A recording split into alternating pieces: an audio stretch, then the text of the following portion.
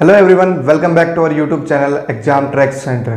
देखो, इस वीडियो में हम पढ़ेंगे जो बार का एग्जाम हुआ है फिजिक्स के बारे में हम डिस्कस करेंगे। इसके अंदर जो बार का फिजिक्स का एग्जाम हुआ है 2021 में, अभी कल हुआ था और आज भी हो रहा होगा कुछ लोगों का, तो कौन कौन से टाइप के क्वेश्चन आ रहे हैं, कैसे क्वेश्चन आ रहे हैं, वो इसके बारे में हम डिस्कस करेंगे पूरा का पूरा।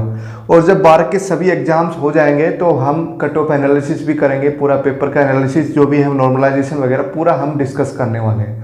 ठीक है, तो हम देखो हमारे पास जो फिजिक्स के अंदर जो सब्जेक्ट्स हैं वो कौन कौन से हैं। मैथमेटिकल फिजिक्स है, इलेक्ट्रॉनिक्स है, इलेक्ट्रोमैग्नेटिक थ्योरी है, न्यूक्लियर एंड पार्टिकल फिजिक्स है, थर्मल फिजिक्स है, क्लासिकल मैकेनिक्स है, सॉलिड स्टेट फिजिक्स है, क्वांटम मैकेनिक्स है, एटॉमिक और मॉलिक्यूलर फिजिक्स है। तो टोटल ये हमारे पास 9 सब्जेक्ट हैं और इन्हीं में से क्वेश्चन आते हैं हमारे पास। ठीक है, तो देखो क्वेश्चन का जो लेवल है, जो बच्चे बता रहे थे हमें, वो इजी लेवल का ही बता रहे थे। इजी क्वेश्चन आ रखे थे, पढ़े हुए आ रखे थे, मतलब कहने का मतलब ये है पढ़े हुए क्वेश्चन आ रखे थे सारे।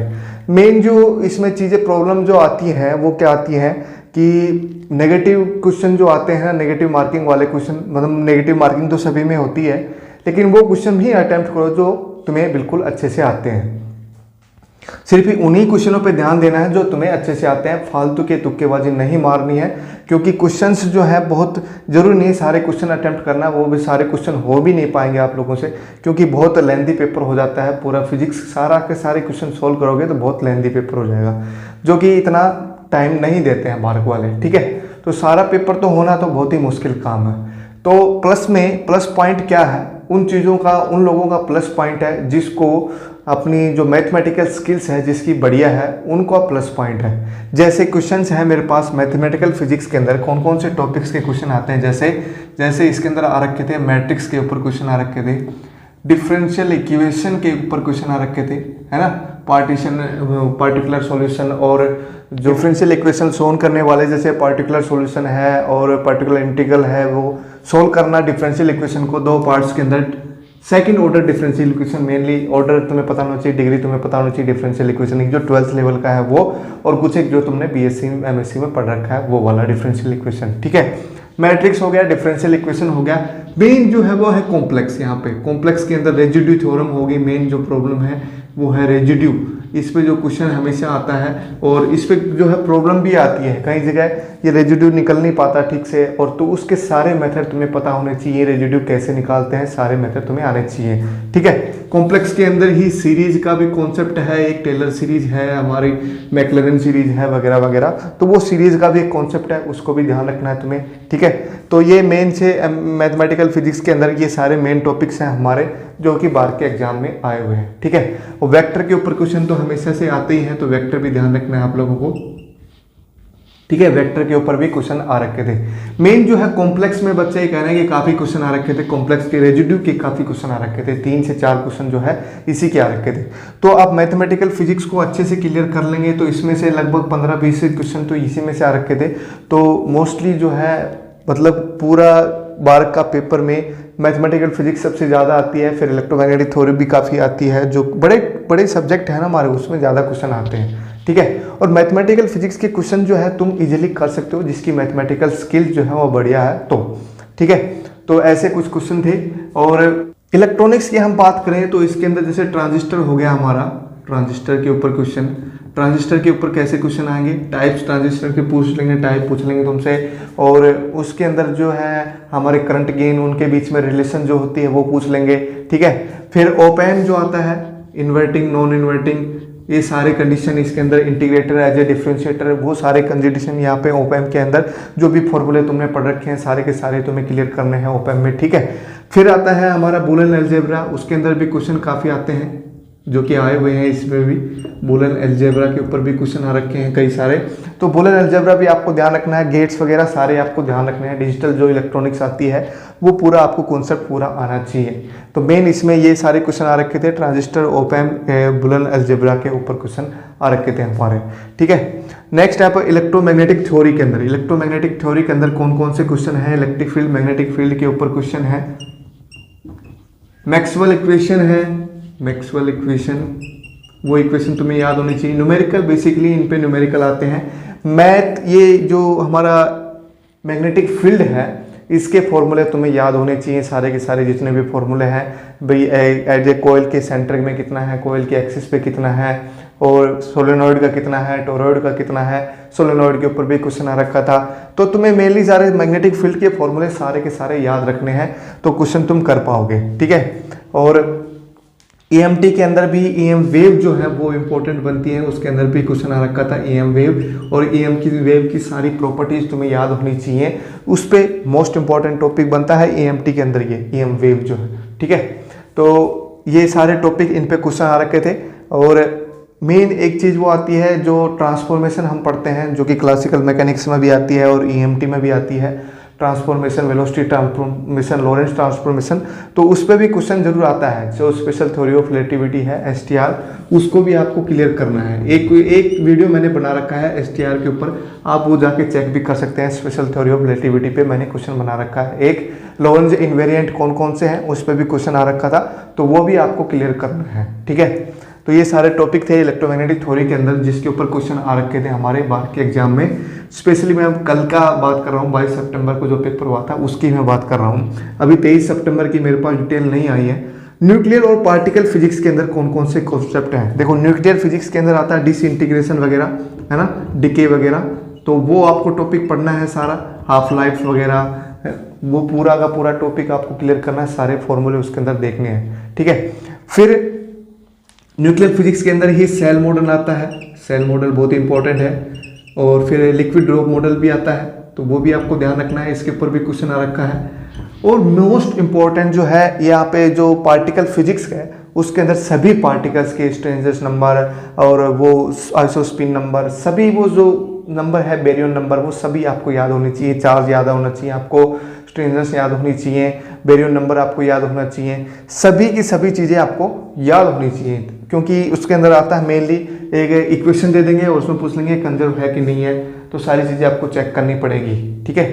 तो पार्टिकल फिजिक्स के अंदर मोस्ट इंपॉर्टेंट वही है, सभी पार्टिकल्स के चार्ज आपको याद होने चाहिए। मास वगैरह याद नहीं करने हैं, चार्ज आपको याद करने हैं, ठीक है। उनके स्ट्रेंजर्स नंबर, बेरियन नंबर वगैरह वगैरह सारी चीज़ें वो आपको याद करने हैं, आइसोस्पिन वगैरह, ठीक है। ये क्वेश्चन इस पे आ रखे थे। पार्टिकल फिजिक्स के अंदर एक इक्वेशन दे रखी थी, उसको कंजर्वेशन पूछ रखा था। डिसइंटीग्रेशन वगैरह, decay law, cell model, liquid drop model और हमारा जो है पार्टिकल फिजिक्स, ये इसमें 4 टॉपिक हैं, मेन टॉपिक यही हैं। और इसी पे से 4-5 क्वेश्चन जो है जरूर आते हैं। थर्मल और स्टेट मैकेनिक्स में मैं बात करूँ, स्टैटिकल मैकेनिक्स और थर्मल फिजिक्स की मैं बात करूँ, तो इसके अंदर देखो हमारे पास जो पोटेंशियल है, थर्मोडायनेमिक पोटेंशियल, उस पर क्वेश्चन आता है। जो इक्वेशन दे देंगे तुम्हें और उसमें पूछ लेते हैं कि कौन सी इसके बराबर होगी। जैसे हम प्रूफ करते थे वैसे ही पूछ लेते हैं ये किसके बराबर होगी। केमिकल पोटेंशियल वगैरह, बोसॉन्स, फेर्मिओन्स, और आपको ये सारे याद रखने हैं। मैक्सवेल बोल्ट्जमैन, स्टैटिस्टिक्स सारी आपको याद रखनी है। तीनों मेन इंपॉर्टेंट ये है, मैक्सवेल बोल्ट्जमैन, फर्मी डिराक और बोस आइंस्टाइन कंडेंसेशन। कंडेंसेशन भी याद रखना है, बोस आइंस्टाइन स्टैटिस्टिक्स भी आपको याद रखनी है। कंडेंसेशन की क्या प्रॉपर्टीज हैं, बोस आइंस्टाइन कंडेंसेशन कब होता है, क्या प्रॉपर्टीज हैं, वो आपको याद रखना है, ठीक है। और इनके अंदर आपको वो याद रखना है कि इनका जो डिस्ट्रीब्यूशन फंक्शन है मेनली वो आपको पक्के से याद होना चाहिए। फर्मी एनर्जी का फॉर्मूला आपको याद होना चाहिए। For 3 dimensional, for non relativity gas and relativistic gas, उसके लिए आपको डेंसिटी ऑफ स्टेट आपको निकालनी आनी चाहिए। डेंसिटी ऑफ स्टेट इसमें इंपॉर्टेंट टॉपिक है एक, density of states for non relativistic and relativistic जो भी गैसेज हैं उसके अंदर डेंसिटी ऑफ स्टेट निकालने का एक बेस्ट फॉर्मूला है। वो आपको अगर याद है तो निकाल पाओगे, नहीं है तो नहीं निकाल पाओगे। आप जो जनरलाइज मेथड है उससे सोल्व करोगे तो काफ़ी टाइम लगेगा। एक फॉर्मूला है, वो अगर आप कहोगे तो मैं वो फॉर्मूला आपको बता दूंगा, ठीक है। डेंसिटी ऑफ स्टेट हो गया। तो ये इसके ऊपर क्वेश्चन आते हैं। थर्मल और स्टेट के अंदर कौन कौन से बताए मैंने, थर्मोडायनेमिक पोटेंशियल के ऊपर क्वेश्चन बता रखे हैं, ठीक है। थर्मल फिजिक्स के अंदर तो ये है, और मैक्सवेल रिलेशन जो है उसके ऊपर भी क्वेश्चन आता है। और स्टेट मैकेनिक्स की मैं बात करूं तो ये 3 डिस्ट्रीब्यूशन फंक्शन है और डेंसिटी ऑफ स्टेट हमें निकालनी आनी चाहिए। ये सब क्वेश्चन आ रखे थे। फर्मी एनर्जी के ऊपर भी आ रखा था एक क्वेश्चन, फर्मी एनर्जी। तो ये मैं सारे टॉपिक आपको बता रहा हूँ, जितने बच्चों ने मेरे को टॉपिक्स ही बताए, क्योंकि क्वेश्चन नहीं बताए किसी ने भी, तो टॉपिक्स ही मैं बता पा रहा हूँ आपको। और 1-2 क्वेश्चन उन्होंने लिखे थे तो उसके अकॉर्डिंग मैं एडजस्ट अपने आप को ये बताने की कोशिश कर रहा हूँ कि कैसे कैसे क्वेश्चन बन सकते हैं इसमें, ठीक है। क्लासिकल मैकेनिक्स की हम बात करें तो एक तो टॉपिक वही है, STR है हमारे पास, ठीक है। और फिर लैग्रेंजियन हैमिल्टोनियन भी है, वो भी इंपॉर्टेंट बनता है। Lagrangian, Hamiltonian, equation of motion पूछ लेते हैं, काइनेटिक एनर्जी और पोटेंशियल एनर्जी आपको निकालनी आनी चाहिए, ठीक है। और इसके अंदर लीनियर मोमेंटम वगैरह वो सारी चीज़ें आपको आ जाएंगी अपना आप, क्योंकि हैमिल्टन निकालोगे तो उसमें लीनियर मोमेंटम निकालना पड़ेगा ही पड़ेगा इक्वेशन ऑफ मोशन से, ठीक है। और इसके अंदर और कौन से हैं, ये तो 3 तो टॉपिक हो गए लैग्रेंजियन, और इसमें पॉइजन ब्रैकेट भी आता है, पॉइजन ब्रैकेट, ठीक है। और इसमें एक ट्रांसफॉर्मेशन भी आती है, तो वो भी आपको ध्यान रखनी है, और पॉइजन ब्रैकेट भी आपको याद रखना है, ठीक है। कैनोनिकल ट्रांसफॉर्मेशन जो हम जिनको बोलते हैं, कैनोनिकल ट्रांसफॉर्मेशन पॉइजन ब्रैकेट से ही निकलती है वो, तो इस पर भी इंपॉर्टेंट क्वेश्चन बनता है, और वो आ रखा था पॉइजन ब्रैकेट के ऊपर, तो वो आपको ध्यान रखना है। ये सारे फॉर्मूले जो है अगर आप ध्यान रखोगे तो क्वेश्चन आप इजीली कर पाओगे। जो गेट देता है क्वेश्चन, गेट और CSIR नेट JRF में काफ़ी सारा डिफरेंस है। गेट के जो पेपर क्वेश्चन होते हैं वो कुछ लेवल तक बहुत ईजी आते हैं, क्योंकि शॉर्ट क्वेश्चन आते हैं उसमें, 1 या 2 नंबर के क्वेश्चन आते हैं, तो इस वजह से वो थोड़े छोटे क्वेश्चन होते हैं। और CSIR नेट JRF में 3 नंबर का भी, 3.5 नंबर का, 5 नंबर का ऐसे क्वेश्चन आते हैं, 2 नंबर का भी आता है, तो उसके अकॉर्डिंग जो है क्वेश्चन की लेंथ जो है थोड़ी सी बढ़ा देते हैं वो। तो गेट के क्वेश्चन में सीधा फॉर्मूला बेस्ड क्वेश्चन पूछते हैं, तो वो आपको ध्यान रखना चाहिए, फॉर्मूला सारा क्लियर होना चाहिए आपका, ठीक है। सॉलिड स्टेट फिजिक्स के अंदर सुपर कंडक्टर जो है इसके ऊपर क्वेश्चन आ रखा था, सुपर कंडक्टिविटी, मैग्नेटिक सस्पेबिलिटी वगैरह, सुपर कंडक्टर, इस पे फेरोमैग्नेटिक और डायमैग्नेटिक और ये एंटी फेरोमैग्नेटिक, फेरीमैग्नेटिज्म, आपको ये ध्यान होना चाहिए सब्सटेंस कौन कौन से होते हैं और इनके फॉर्मूले कौन से हैं, नील टेम्परेचर क्या है वगैरह वगैरह, क्रिटिकल टेम्परेचर क्या है। सुपर कंडक्टर के अंदर जो क्रिटिकल मैग्नेटिक फील्ड है उसका फॉर्मूला क्या है, डेप्थ का फॉर्मूला क्या है, तो वो आपको फॉर्मूले याद होने चाहिए सारे के सारे, ठीक है। मेनली इसमें क्या था, सुपर कंडक्टर के ऊपर 1-2 क्वेश्चन आ रखे थे, और बाकी सॉलिड स्टेट फिजिक्स बहुत छोटी है तो बहुत कॉम्पैक्ट फॉर्म में आपको याद रखना है। ब्रैग लॉ भी इसमें याद रखना है, ब्रैग लॉ के ऊपर भी क्वेश्चन आ सकता है नेक्स्ट एग्जाम्स में, तो ब्रैग लॉ भी आपको याद रखना है। इसके अंदर क्रिस्टल स्ट्रक्चर जो बताता है ब्रैग लॉ, तो वो भी आपको ध्यान रखना है इसके अंदर, ठीक है। क्वांटम मैकेनिक्स की मैं बात करूं तो ये सबसे इंपॉर्टेंट टॉपिक ये बनता है मैथमेटिकल फिजिक्स के बाद, क्योंकि जो मैथमेटिक्स आती है मेनली वो क्वांटम मैकेनिक्स में सबसे ज़्यादा आती है।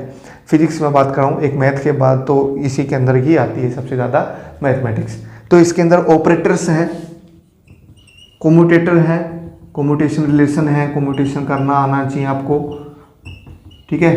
और एनर्जी लेवल आपको ध्यान होनी चाहिए, एनर्जी लेवल जैसे हार्मोनिक ऑसिलेटर की एनर्जी लेवल और हाइड्रोजन एटम की एनर्जी लेवल्स वो वगैरह आपको ध्यान होनी चाहिए। हार्मोनिक ऑसिलेटर है और हाइड्रोजन एटम भी है इसके अंदर, हाइड्रोजन एटम वो भी आपको ध्यान होना चाहिए, ठीक है।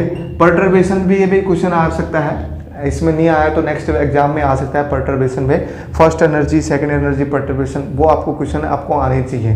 परटर्बेशन पे हार्मोनिक ऑसिलेटर पे हाइड्रोजन एटम पे परटर्बेशन कर दे सकते हैं, उसके ऊपर क्वेश्चन दे सकते हैं, पर मेनली ये थोड़े बड़े क्वेश्चन होते हैं तो इस पे आने के चांसेस कम होते हैं परटर्बेशन के। तो मेनली जो हाइड्रोजन ऑसिलेटर है, हार्मोनिक ऑसिलेटर है और हाइड्रोजन एटम है, इसके ऊपर एनर्जी लेवल्स के ऊपर क्वेश्चन आ सकता है सीधा सीधा कि फर्मियंस हैं, बोसोन्स हैं, उनको डालो तो उनकी कितनी एनर्जी होगी टोटल, वैसे टाइप के क्वेश्चन आपको मिल सकते हैं देखने को। कॉम्यूटेशन के ऊपर क्वेश्चन आ रखा था, ऑपरेटर्स के ऊपर क्वेश्चन आ रखा था। ऑपरेटर सारे टाइप के ऑपरेटर आपको पढ़ने हैं, लीनियर ऑपरेटर क्या होता है, symmetric operator, anti symmetric operator, सारे ऑपरेटर आपको ध्यान होने चाहिए, ठीक है, उनकी प्रॉपर्टीज आपको ध्यान होनी चाहिए। एटॉमिक और मॉलिक्यूलर फिजिक्स के अंदर भी हाइड्रोजन एटम आता है तो उसको भी आपको ध्यान रखना है, हाइड्रोजन स्पेक्ट्रा जो है वो उसको आपको ध्यान रखना है। और आइंस्टाइन कोफिशिएंट भी आ रखा था इसके अंदर, एटॉमिक फिजिक्स के अंदर आइंस्टाइन कोफिशिएंट लेजर फिजिक्स के अंदर आता है जो आइंस्टाइन कोफिशिएंट, वो भी आपको ध्यान होनी चाहिए। एक क्वेश्चन इस पर आ रखा था आइंस्टाइन कोफिशिएंट के ऊपर, और हो सकता है नेक्स्ट एग्जाम्स के अंदर आपसे वो पूछ लें कि जैसे हम टर्म्स नहीं निकालते हैं स्पेक्ट्रम टर्म, वो पूछ लें आपसे, तो वो भी निकालने आपको आनी चाहिए। आपको पूरा कॉन्फ़िगरेशन आना चाहिए, एक किसी भी एटम का कॉन्फ़िगरेशन कैसे लिखते हैं, जो कि केमिस्ट्री में तुम पढ़ते थे स्कूल में और कॉलेज में, फिर एटॉमिक फिजिक्स में पढ़ा होगा तुमने। स्पेक्ट्रम हमने पढ़ा था, जैसे स्टार्क इफेक्ट है और जीनर इफेक्ट है, जीमन इफेक्ट जिसको हम बोलते हैं, जीनर तो जीनर डायोड तो इसके अंदर आता है इलेक्ट्रॉनिक्स के अंदर, जीमन इफेक्ट जिसको हम बोलते हैं, वो सब इफेक्ट जो है एटॉमिक एंड मॉलिक्यूलर फिजिक्स के अंदर आते हैं। और इसके अंदर मेन जो टॉपिक्स हैं वो कौन से होंगे फिर, हाँ वही वाइब्रेशनल और रोटेशनल, और कौन सा है इलेक्ट्रॉनिक स्पेक्ट्रम है वो वाला आपको ध्यान होना चाहिए, वाइब्रेशनल रोटेशनल इनके फॉर्मूले आपको ध्यान होने चाहिए, इनके एनर्जी का फॉर्मूला आपको याद होना चाहिए, वाइब्रेशनल और मेनली जो है रोटेशनल, दो ये चीज़ें और इनमें ऐड कर लेना आप लोग। इसमें क्वेश्चन बच्चों ने बताया नहीं, लेकिन मेरे ख्याल से इन पे क्वेश्चन आए होंगे वाइब्रेशनल और रोटेशनल स्पेक्ट्रा के ऊपर। इनके जो फॉर्मूले हैं एनर्जी लेवल्स के, जैसे एनर्जी का कौन कौन सा फॉर्मूला है, ये वाला n+1/2h/μ, ये वाला फॉर्मूला है वाइब्रेशनल का। और रोटेशनल का तुम्हें याद होगा EJ करके हम लिखते हैं BJ×J+1, ऐसा कुछ करके फार्मूला था। और B क्या था, ये रोटेशनल स्पेक्ट्रम कांस्टेंट था, h²/2i था हमारा। तो ये आपको सारे फॉर्मूले याद होने चाहिए और इन्हीं पे क्वेश्चन जो है आते हैं। तो ये मेरे ख्याल से आप लोगों को कुछ हिंट मिला होगा पेपर के बारे में। तो थोड़ा बहुत अगर आइडिया आपको लगा है और आपको ये वीडियो फ़ायदेमंद लगा है तो इस वीडियो को लाइक शेयर और सब्सक्राइब जरूर करें।